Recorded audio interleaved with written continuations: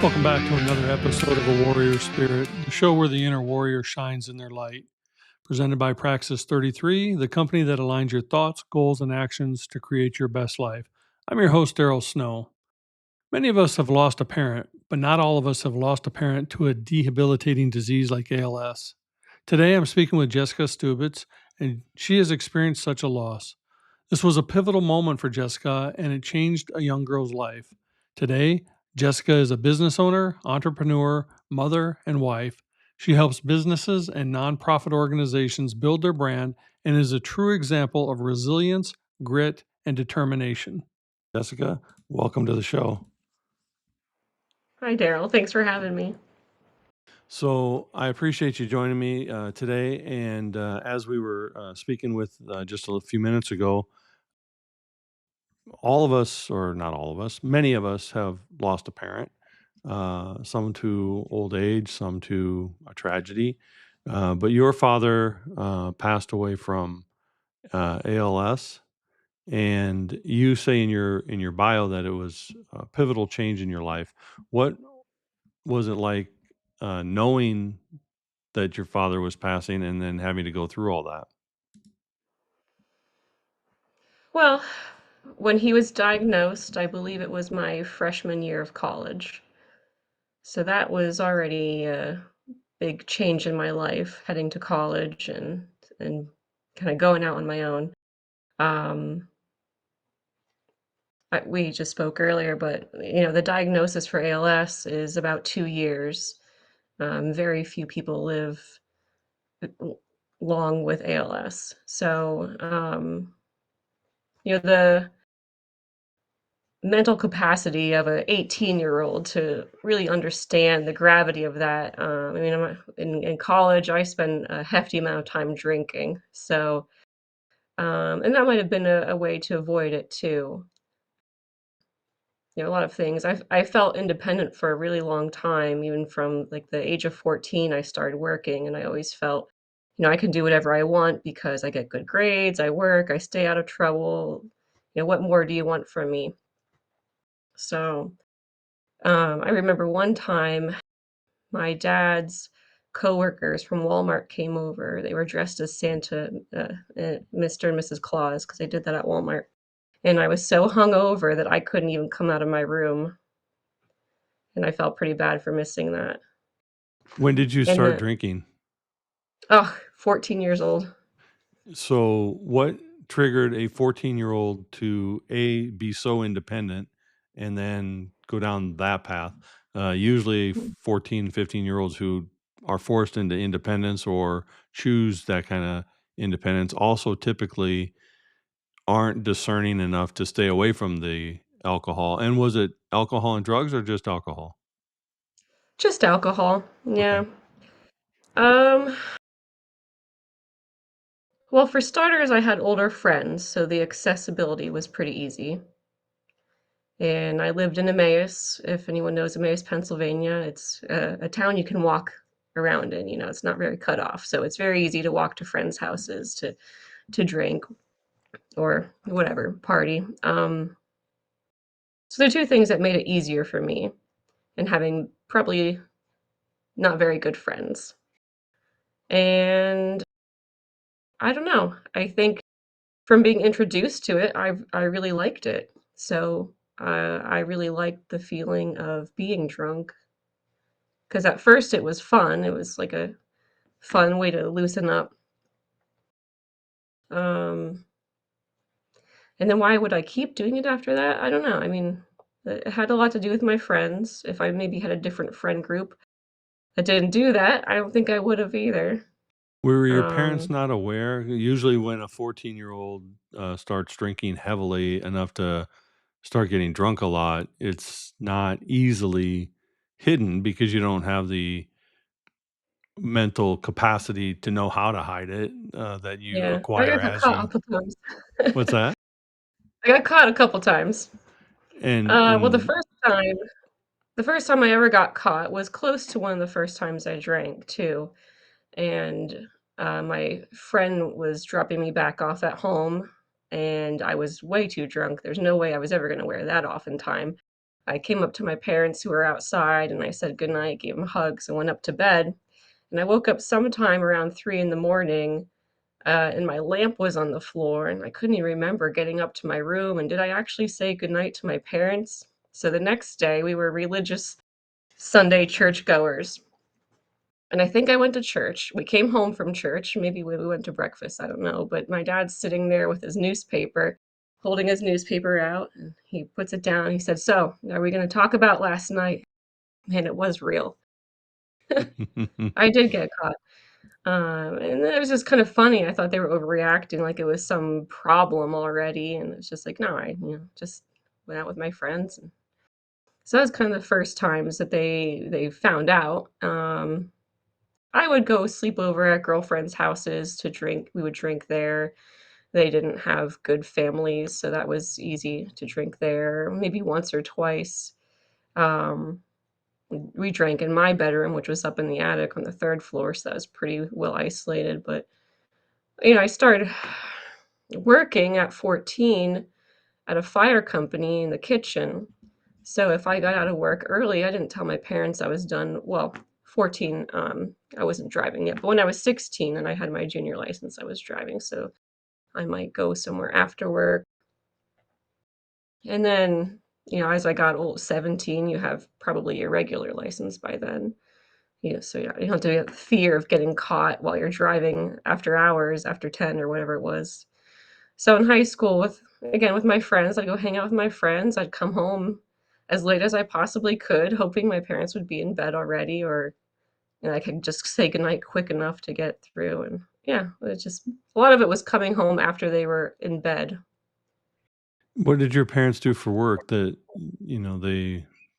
they were in bed early enough? Usually, I know when my daughter was out, I was not in bed until she was home.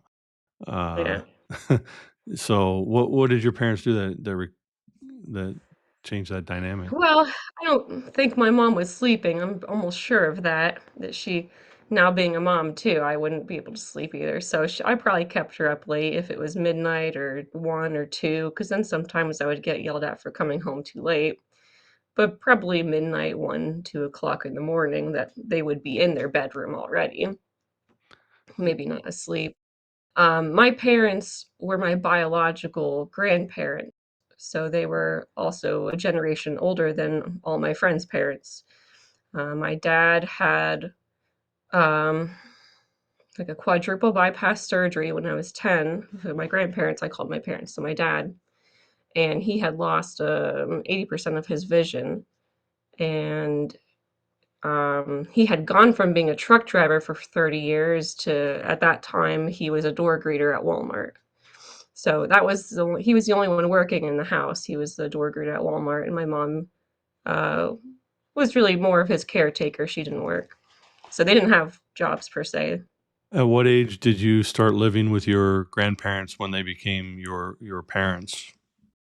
I was, I believe, I was about 9 months old.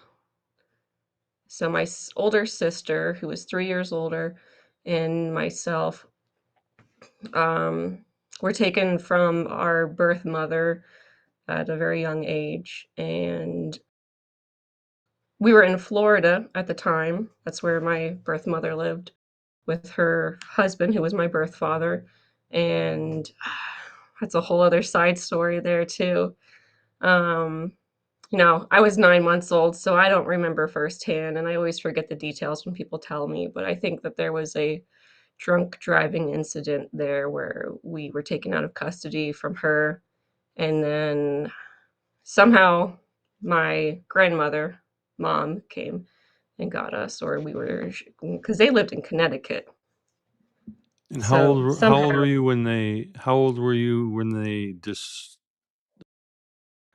told you that they were actually your grandparents and not your biological parents? that's kind of funny too. So we were officially adopted by my grandparents then. There's no way of going back to the birth parents, and I think I was over a year old then at that time. Um, Now my sister was 3 years older, so she knew who her mother was. And my sister had a lot of behavioral problems from her experiences in that environment. And my mom, who's my grandmother, if I don't know if I should say names on here, but I'll say birth mother or mom, and Sure. that'll be so when my sister was misbehaving or my whatever the issue was, my mom would say, "Here, you want your mother so bad," and then she would show her a photo of our birth mother. And I was old enough at that point. I was a 4 or 5 years, maybe 4 years old. Be like, "Well, if that's her mother, is that my mother too? Because 'Cause we're sisters." And I think that that's when they were like, "Yes," and told me. So I think I was about 4 when I just found out. Did you ever, over the years, have or develop a relationship with your birth parents? Mm, so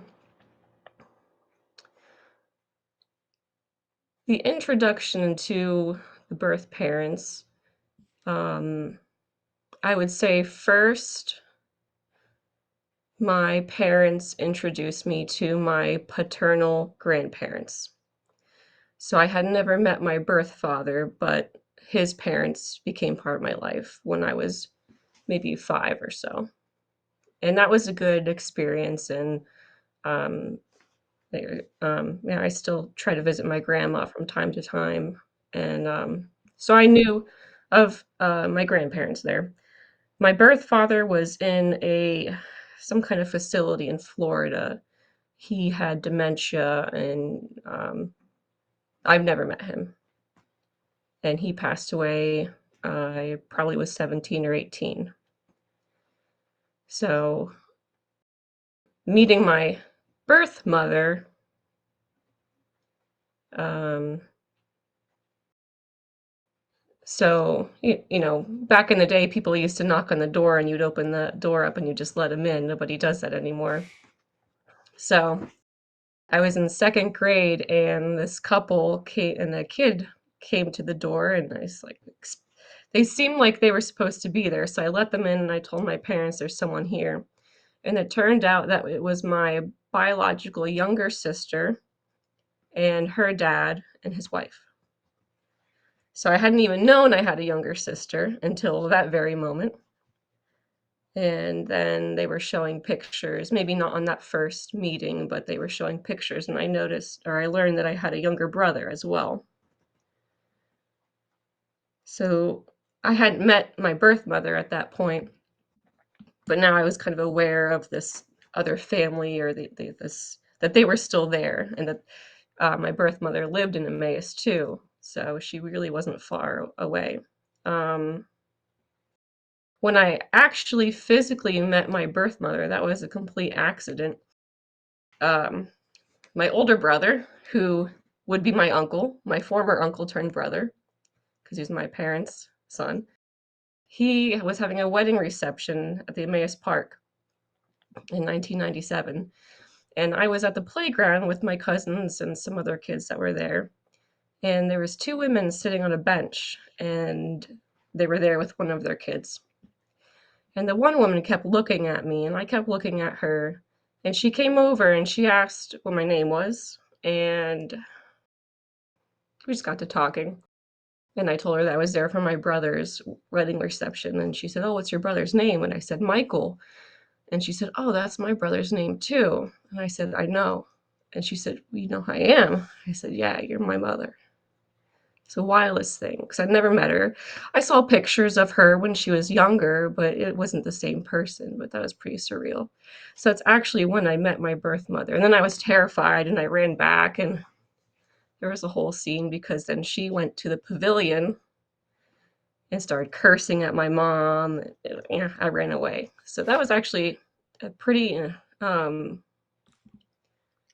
profound moment for I guess I was probably about 8 at the time, that I felt so bad that I ran away instead of going back and defending my mom.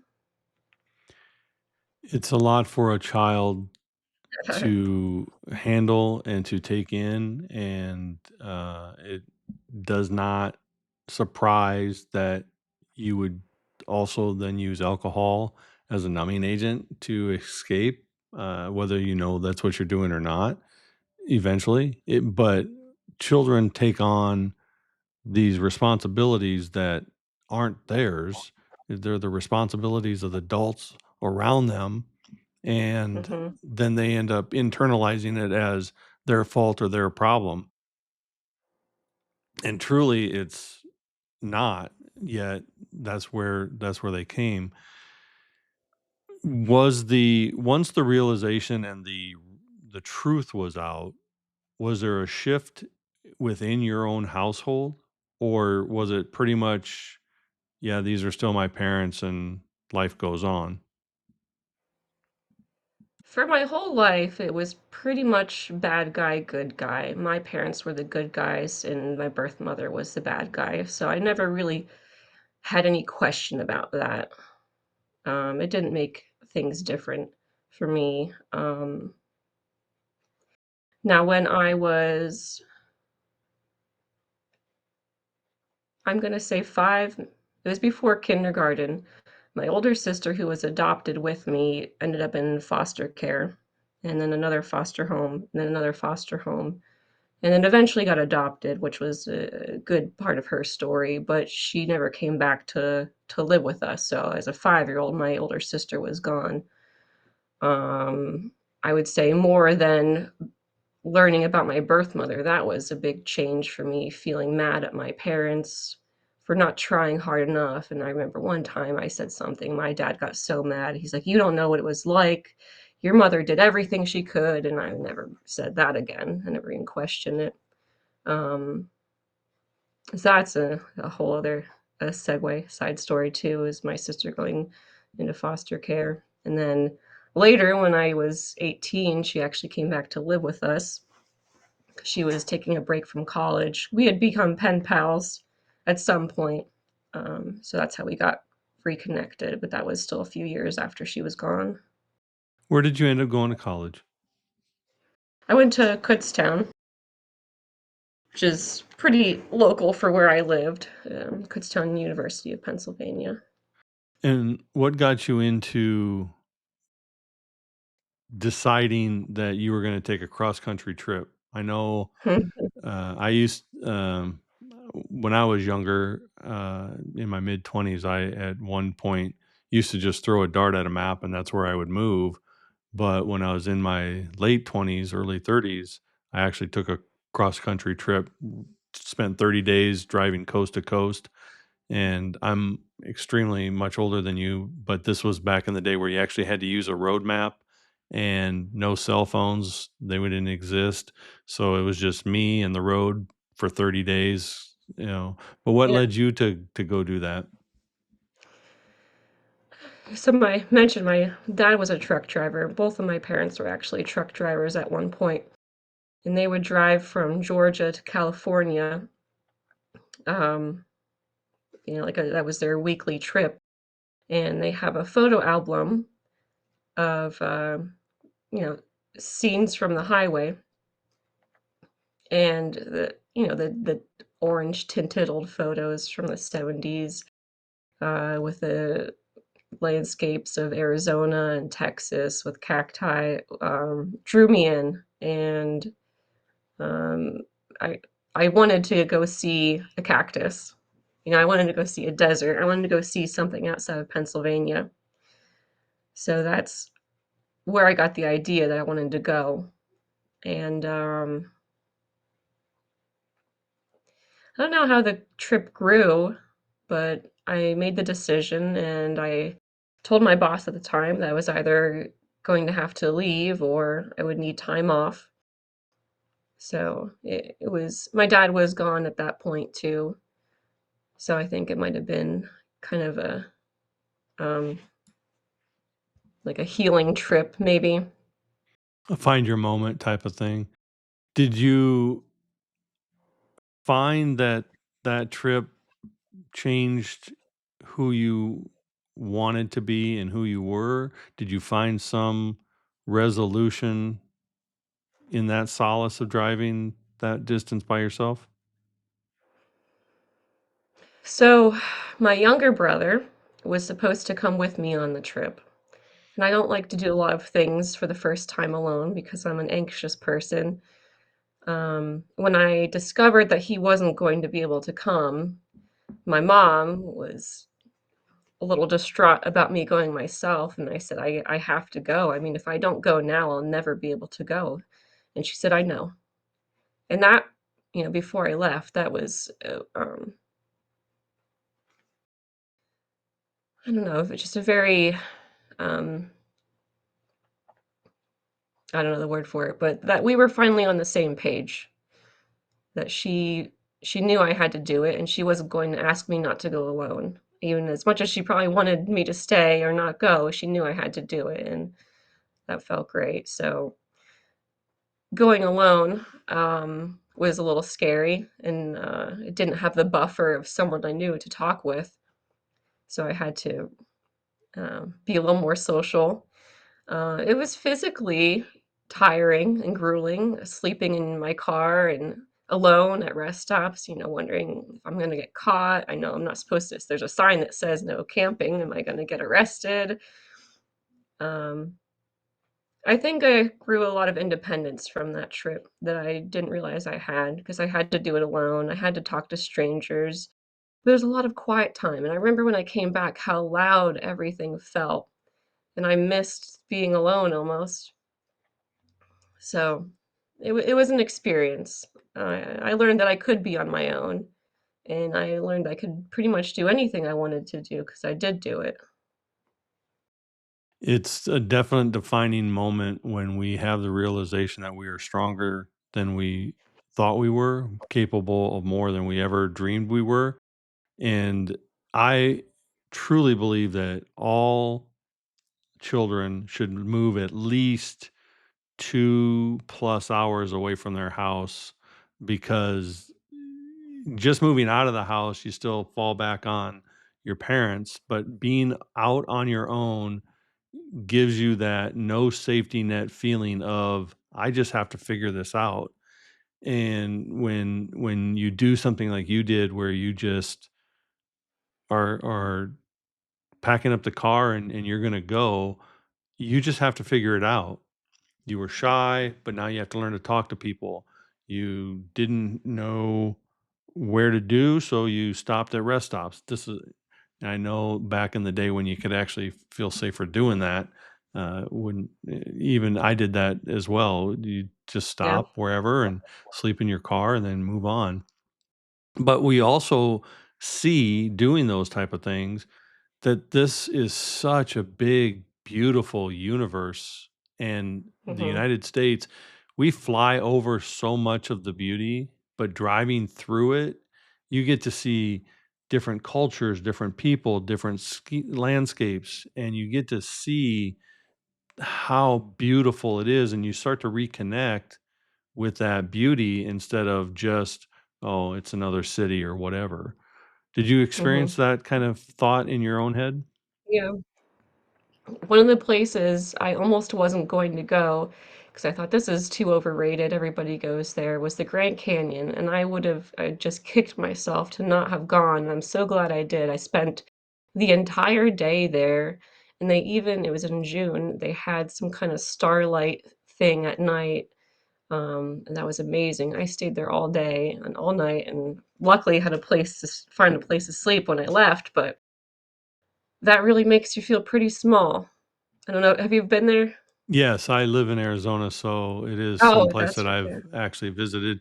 It is amazing that the vastness of it, you do feel kind of insignificant at that moment, and for me, I get that same feeling when I'm out in a starlit night when there's no other things other than the vast sky of, the stars. So I feel that same thing at that time. Moving forward in your life, how long after that trip, or how when you came back, when did you finally meet your husband? well, I met my husband in high school. Oh, Yeah, we both went to the same high school, drinking buddy? and we became No, no. We did have mutual friends, but we never really we n there we never hung out, we were never at the same place at the same time.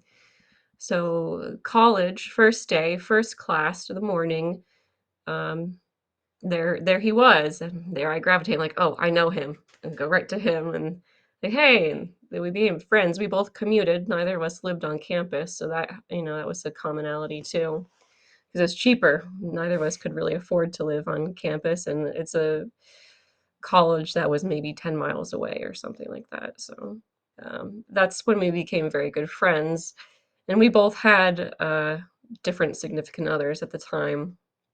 So there was no tension for that, I think, that we were able to just really become good friends. And And then how he long you became been my knight together? in shining armor. Yeah, How well, we got married in 2017, so 8 whatever the years? math that is this year. Yeah.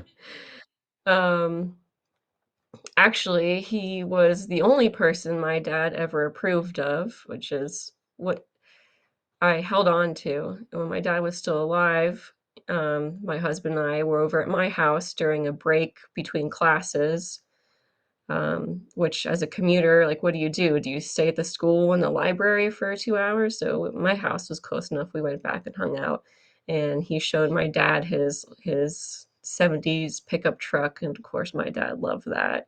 My dad had his motorized wheelchair at the time, so there he is driving his wheelchair down the ramp to go check out the truck, and then later on, he's like, "Well, what about Zach? I like him. What about him?" I said, "Well, I tried that and didn't work out." Like, because at that point, that was probably 2009 or 10, I already did realize I was developing feelings for him, and, he wanted to focus on school and not get into a serious relationship. So we had to wait for our right time, which was a few years later. Timing is everything, and growth, has to occur on both sides, Mhm, for it to work long lasting. Watching your father, decrease in capability. My mom, when she passed away, it was just out of the blue. She was 83 years old, still working, retired, and then 2 weeks later passed away. No health issues, no reason for her to be gone other than she lost her purpose and mentally decided that she was going to go. Um, but your father was in a different situation. He had mhm, a crippling disease that took him away. Do you mhm. feel that that was easier or harder on you? So when I was 10 is when my dad lost his most of his vision. So he went from being the primary breadwinner and a truck driver who would be gone all the time, that he couldn't do that job anymore. And then you look back like, well, maybe that was a miracle because he got to spend the rest of his life with his family instead of out there on the road till the last year of his life. But he had already lost that masculinity and that independence, which is very hard for, I think, most men, fathers, husbands. So he was pretty humble. And by the time he was diagnosed, he wasn't that big, scary, strong man that I remembered as a kid already. Um, we were pretty lucky that he was still eating food with his own hand, like picking up a fork, uh, maybe a month before he died. And that's not the story for everyone. He had some mobility, and it's a terrifying thing because your muscles stop working and your brain is fine and you become trapped in your body. And it's a blessing that he didn't get that bad. So we had 2 years to really prepare for that moment. And I think rather than him dying unexpectedly without warning, I cried the most when we found out about his diagnosis. That's when it was almost like he had died, and then we got that time to spend with him where I could change some of my habits to try to be home, but I hadn't changed them all yet, and then the night that he died, I was at work, and that's something that sticks with me. Thank you for watching Prospera TV Network. We hope you're enjoying the show. We'll be right back after this commercial break.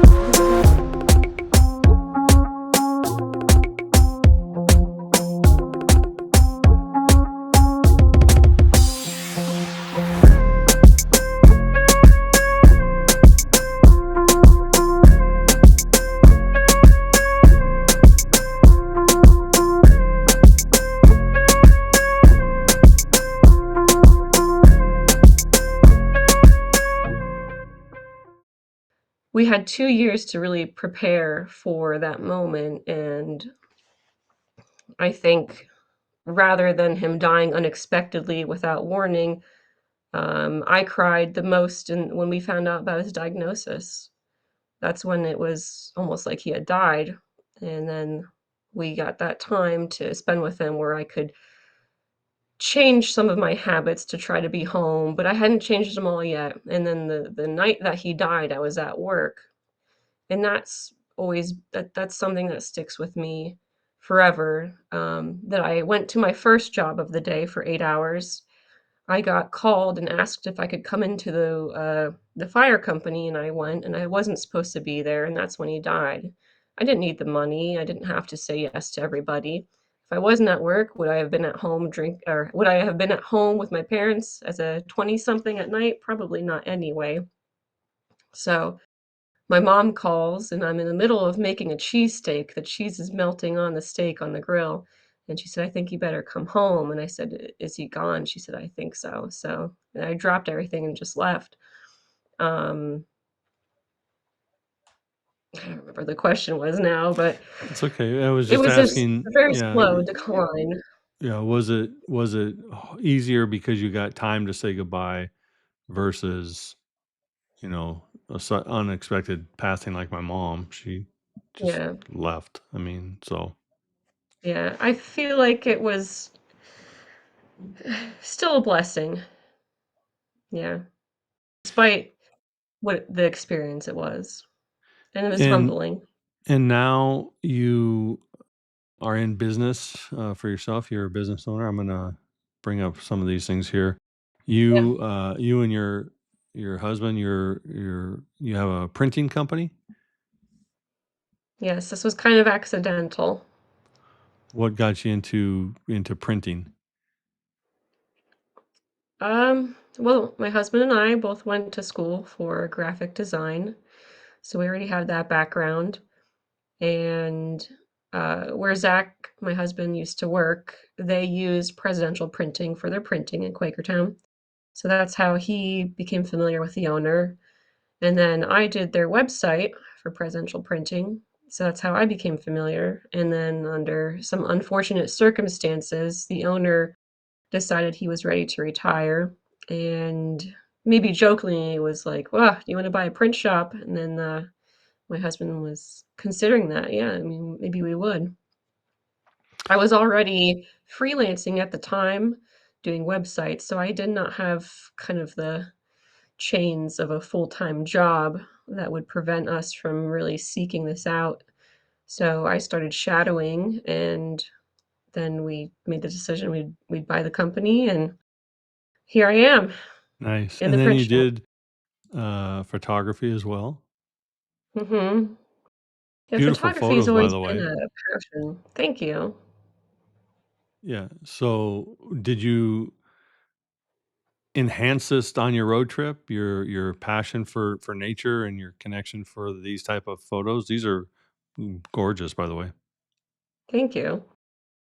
Yeah, that was probably the primary function of the road trip, outside of doing that almost like a religious mecca to Arizona to see the cactus, and deserts that my parents saw, but I took thousands of photos on that trip, um, and I've still yet to really publish them, but, it's almost like capturing or taking a piece of it for yourself, it's a capture, but it's like taking a little piece of that space and keeping it forever and getting like a memento, so And then how it's did you a turn that into Mixie media?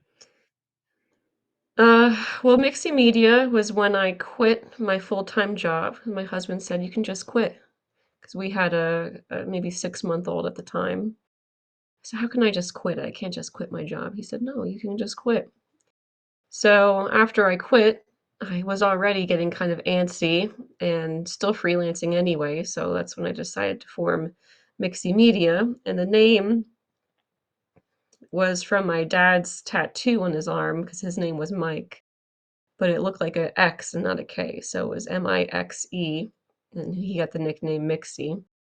So that's Mixie spelled out phonetically versus how his tattoo looked like, but that served me well, and I'm still doing it, but the print shop's kind of taken full focus at the moment. So I've And done a so, little bit of everything. yeah, you have a lot of creativity within you. And how do you take that and then you help businesses and nonprofits build their brand? So how'd you get into brand building and doing that for especially nonprofits? It probably just stems from my ability or my inability to say no. So people ask if I can do things, and I say I can, and then I do them. Um, the first church client that I had was a referral from my Sunday school teacher. So he said, "Do you do websites?" I said, "In fact, I do. I do that more than I do photography." So I got involved with that. That might have been one of my first freelance customers after quitting my full-time job. So I didn't intentionally get involved with nonprofits, and branding is a result of my education from Kutztown, my graphic design. So I think there are people who can do marketing and maybe promoting, but if they don't understand branding and graphic design, there's a little bit of a disconnect. So I think that background helps versus some people who haven't been formally trained. Um, Do you see the arc that you've taken from this, what you said earlier, a shy, not shy, but anxious woman who didn't talk to many people to now someone who's traveled the country by herself, started a business, has, the ability now to converse in a business manner because to talk with business owners and to nonprofits about even branding takes a certain level of communication skills. Mhm. And then also the mother and the wife. So do you see this beautiful arc in your life, how these experiences have changed you, and how do you feel they changed you the most?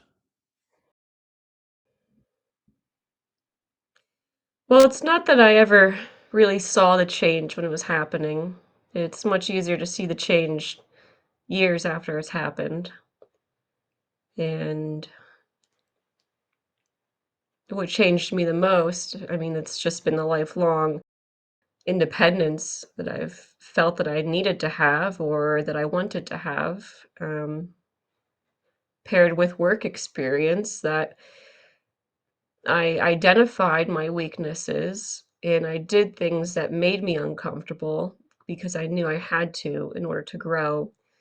So maybe not as fast as I wish I could have, or maybe as some people suggested I would have, but you know, it takes a lot of self-reflection, which maybe some people I find don't have as easy ability to do. And then just doing things that you don't want to do. But then it gets to a point when you're older, you're like, "Okay, now I don't want to do it, and I don't have to do it anymore." Now you have a So, choice. yeah. When we go through the hardships that, like you had a tumultuous childhood, you had a dynamic change in your mid teen years, and then, losing your father and taking this trip. You've had these moments of hardship and change. If someone was coming to you and said, "How did you get through it? What can I do? Because I need help." What would you advise them? So I don't think I very gracefully got through it for a long time because I drank from 14 to 24 heavily, not often, but when I did, I made it count. So I didn't do it so effortlessly. It was with a lot of stumbling blocks. But I think the important thing is to not give up and to keep trying to better yourself and identifying your weaknesses and sometimes just trusting a little bit that you might be in a really bad spot right now, but it doesn't stay that way. It goes up and it goes down again and it will go up again. So when you realize that you're just on this roller coaster ride and you don't have to worry about the downs, it'll come back up is when you have that security that you just have to get through this day or this month or this year and you have no idea what's on the other side, but it's going to be great. So persevere, find people to talk to, and try not to binge drink because that's not good for your health. Binge drinking is never a required way to get through anything. It is something that people often turn to. Did you find that you were mad a lot? And do you feel like you were mad at your life or your even the disease that took your father? Did you find you were mad at all? I would say yes at times, but that's not something that sticks out as a really prominent memory, and I'm still mad at times. Um, but I'm pretty humbled. I mean, I see people who've had a much more difficult life than I have had, and I think how lucky I am. So I Do don't you think I feel too mad. do you have a spiritual connection or something that you subscribe to that's a little higher than yourself to get you through any of that? So my parents were both very religious. My dad was raised Catholic. He didn't stay Catholic, but um, I grew up with that like Christian upbringing um, and belief, which I didn't totally lose, but it was definitely damaged over the years based on my experiences, but then also just on the political aspect of churches too. Mhm. So my beliefs, um, now I don't know. I still question things, but I'm open to possibilities. But I think after my dad died, he's the one I talk to the most. So he's kind of always been that guardian angel there. That maybe is not maybe a little sacrilegious to believe in him, but that's who I talk to. That's who I think about. He's still there to guide you and help you in those moments. I don't find that sacrilegious at all. I think our loved ones staying with us and helping us even from the other side is actually comforting, that we can still talk to them and know that they're there. I think there comes a time in especially in I grew up in a strict Catholicism household as well, and I understand what that means. And then when my mom married my stepdad, my dad's family was evangelical, so we went to church on Sunday and mass on Saturday, and it was at some point in your life having to decide, is this what I believe in or is this what I was taught to believe in? Mhm. And that moment or that time comes at a variety of time frames for people, individuals, and some see it on that spiritual, journey that you took, even if you didn't, if you're, that trip across country in some fashion had spirituality in it. Nature itself has Mhm. that, your connection with yourself. I don't believe that religion is a good thing. I think religion is a man-made entity that is often based out of fear and separation, whereas spiritual connection brings me closer with the higher power that I believe in. And sometimes our loved ones are a part of that to bring us that understanding and that peace and that guidance even when they're not here with us. Mhm. So I don't think it's sacrilegious at all that you have this connection with your father.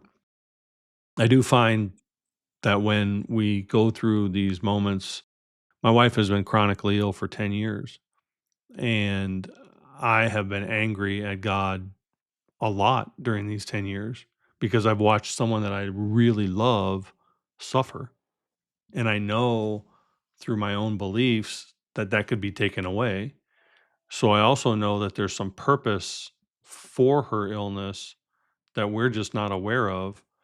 And every single time that I rail against God, she's the first person that tells me I can't do that because we are so blessed. And I have to remind myself of the blessings that we do have in our life. So the hardships are there for reasons we don't know, and we go through them, and we get mad or frustrated or angry that we're not in a better place, but it's not our place to, Yeah. our life isn't here to be easy. Our life is here to be, as you said, humbled and serving others in whatever capacity that is. We do that with others. Do you feel any of what I just said, or I do, yeah, I do, and I think one of the things that made it so much easier for me and for everyone was my dad's acceptance that he was never angry with God, and if he was, it was quietly and not around us, but he was always very accepting of this as God's plan for me, and, sometimes you think if it not me, it would have been someone else, so who am I saving too? There's many ways to look at it, but his belief that God was gonna take care of him and it was all meant to be that way made it easier, and if he was truly afraid, um, he didn't let that show. So, that belief of his, that rolls into my beliefs too, is I don't my parents always said, "You don't get more than what you can handle," and then you're like, "Really? Because this feels like a lot," but, um, I still think that's true, and, if I could take that off of someone else who couldn't handle it, look what I'm doing. And I don't think that's the way our experiencers are like programmed into people by God, but if I can handle it, I'll take it. And if somehow that made it easier for someone else, it's that's a great. great way to look at it. If I'm going through this, then somebody else might not have to. I thank you for that because that will help in what I'm living through with my own wife. So I Mhm. appreciate that. Thank you. I am going to ask you one last question that I ask all of my guests. What does a warrior spirit or having a warrior spirit mean to Jessica? Well, I don't know. When you had asked if I'd be on this I didn't really consider myself a warrior. And what is a warrior? Someone who overcomes something. I guess I've done that, but I guess a warrior spirit is probably someone who doesn't know that they're a warrior and that their responsibility is to help other people. Um, I wouldn't brag about being a warrior, and I think there are people who have lived through much harder things than I have had, and I've been quite privileged and blessed. So, um, taking those privileges and those blessings and helping other people is what a warrior should do. Well, in my book, the life you've led and what you've overcome and what you still do, and the grace that you show and the humbleness that you have truly does make you a warrior and a warrior spirit. And I'm honored that you took time out of your day to come share your story with us. And I just thank you so much for doing so. No, thank you, Daryl. I appreciate the opportunity. And if you'd like to get in touch with Jessica, you can do so on our website, jesspetro.com or mixiemedia.com, and also on her social platforms, Facebook, Instagram, and LinkedIn. And once again, I just want to thank you for joining us on this edition of A Warrior Spirit. Be sure to like or subscribe so that you catch all the episodes. And please remember, it's not just about the fight,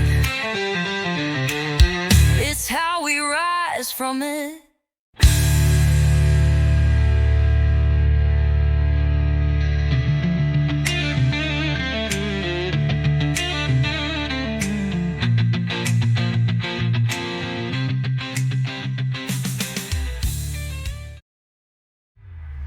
This is your prosperity era, where dreams align with grace, abundance flows like rivers. You've stepped into your place.